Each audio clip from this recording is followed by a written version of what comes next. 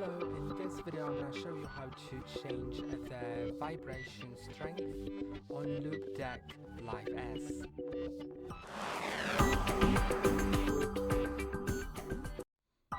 In case you want to change the vibration strength, go to the LOUPEDECK app, then click on the profile icon in the top right corner and go to device settings. Then find haptic response duration, and I know it says duration, but you'll actually more likely feel it as the strength, because if you set it to short, then it will be mild, and if you set it to long, then you'll actually even hear it, since it will be so strong. And I hope that video helped you. That's all for today. Don't forget to like and subscribe. See you next time.